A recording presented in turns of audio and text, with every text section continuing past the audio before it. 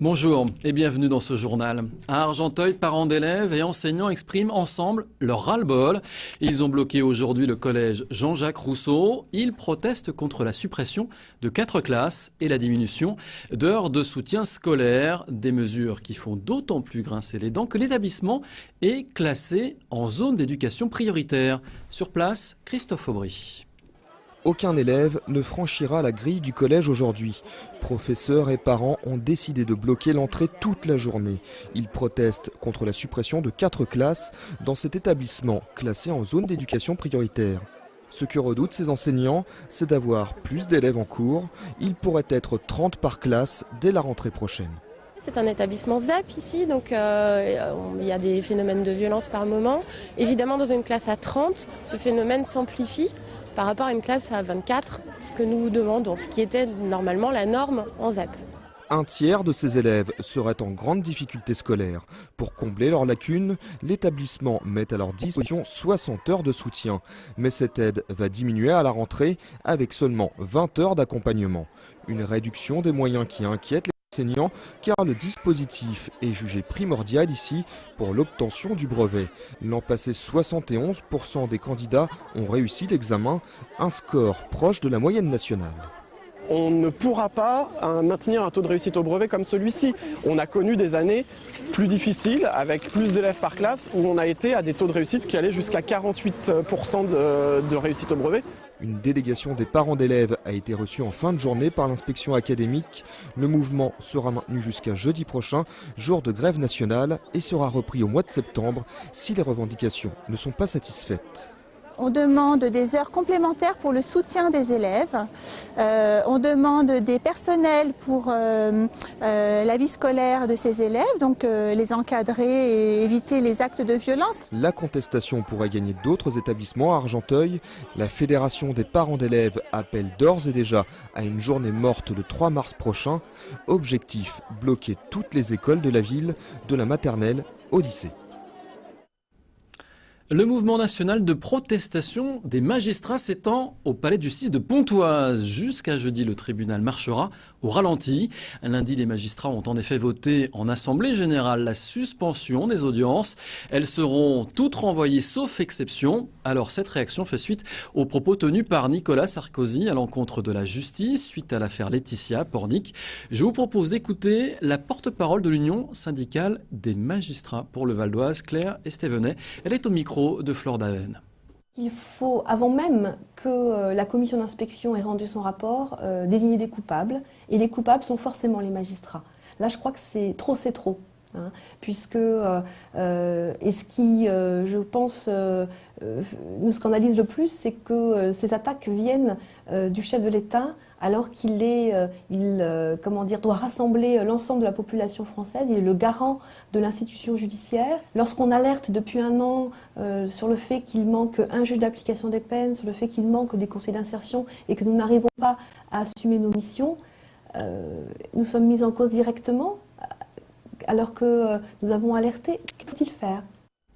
Autre conflit, celui-ci fait tourner les centres de tri des déchets au ralenti. Chez Valorizon, filiale de Cita, Montlignon et Bessancourt, les agents se sont mis en grève depuis lundi matin, ce qui pourrait entraîner des problèmes de ramassage des ordures. C'est déjà le cas dans plusieurs villes. Au total, ce sont 29 communes de la vallée de Montmorency, du Parisis et d'un triangle d'Auvers-sur-Oise à Herblay en passant par Saint-Leu-la-Forêt qui sont concernés. Les grévistes réclament une hausse de 5% des salaires et de meilleures conditions de travail.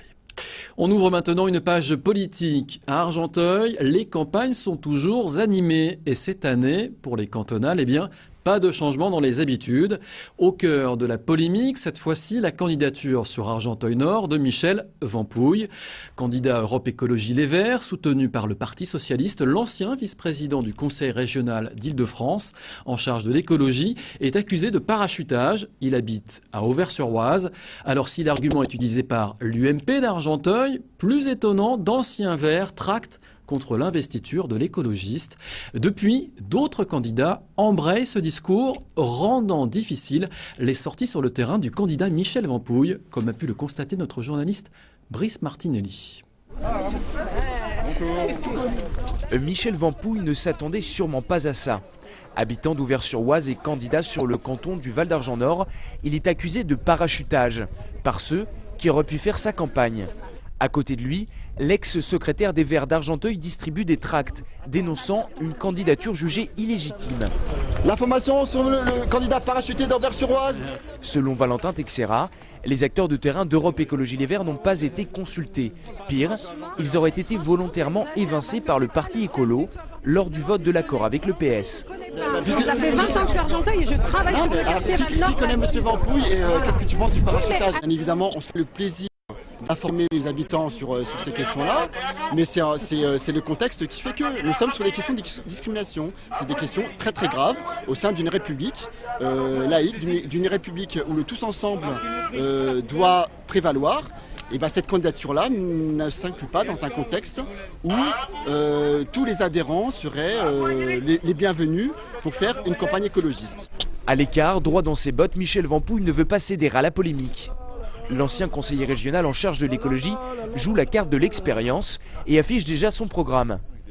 Au département, il entend renforcer la politique sociale et introduire davantage d'environnement. Avoir entendu ancien fasciste écologiste maintenant, c'est surprenant comme argument de campagne. Chacun est libre. Je ne suis pas candidat aux élections municipales, mais au conseil général.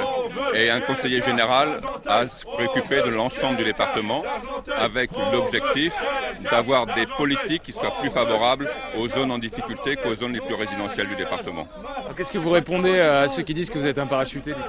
Mais ils ont le droit de penser ce qu'ils veulent. Je ne suis pas un parachuté puisque je suis candidat au conseil général. Déjà pointé du doigt par l'UMP Georges Mautron, la candidature Vampouille dite parachutée est devenue un argument de campagne utilisé par Amou Aguini, directeur d'un centre social du Val-Nord, qui s'est lancé voilà une semaine à la conquête du canton. L'associatif Sans Étiquette peut compter sur le soutien et la vindicte d'une partie du groupe local d'Europe Écologie Les Verts. Madame, comment on a des forces vives sur le quartier, pourquoi aller nous en chercher au fin fond de la campagne? Ça nous encourage un peu plus à démontrer qu'il y a des Argenteuillais issus du canton, parce que c'est un canton quand même qui est de 30 000 habitants, voilà, de pouvoir présenter une personne du canton. Alors moi je me présente avec tout mon parcours, pour donner aussi un second souffle, un nouvel espoir. Dans cette élection locale qui mobilise peu, des socialistes locaux s'inquiètent d'un syndrome 21 avril sur Argenteuil. Rappelons que le conseiller général sortant et maire PS de la ville, Philippe Doucet, n'a pas souhaité briguer un nouveau mandat sur ce canton symbolique pour la gauche. Un nouveau siège pour la Chambre de commerce et d'industrie sur le Val d'Oise en 2012. Frédéric Verne, président de la délégation valdoise de la CCI de Versailles-Val d'Oise-Yvelines, l'a annoncé sur le plateau de VOTV. Un déménagement de Pontoise à Cergy qui fait suite à la réforme des chambres consulaires. La délégation va devenir une chambre 100% valdoise au 1er janvier 2013. Je vous propose d'écouter Frédéric Verne. On l'écoute tout de suite. Nous nous ressentons dans le cœur de la ville nouvelle. Nous avons acquis un immeuble en face des Trois Fontaines, un immeuble moderne ou sur 5 plateaux de 800 mètres carrés, je crois que dans 4000 mètres carrés en tout. Quand on se réorganise, repartir sur des nouveaux locaux, sur des locaux modernes et adaptés, ça nous permet pour nos équipes et pour les clients que sont les entreprises de venir facilement à la chambre, dans leur chambre, profiter des services qui leur appartiennent.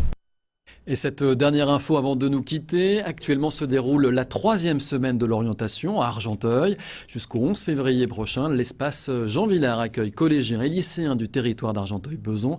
L'objectif de cette manifestation est d'aider les jeunes à préparer un projet professionnel. Vous trouverez davantage d'informations sur ce sujet sur notre site internet vonews.fr. Voilà, ce journal est maintenant terminé. Merci de l'avoir suivi. On se retrouve dès demain.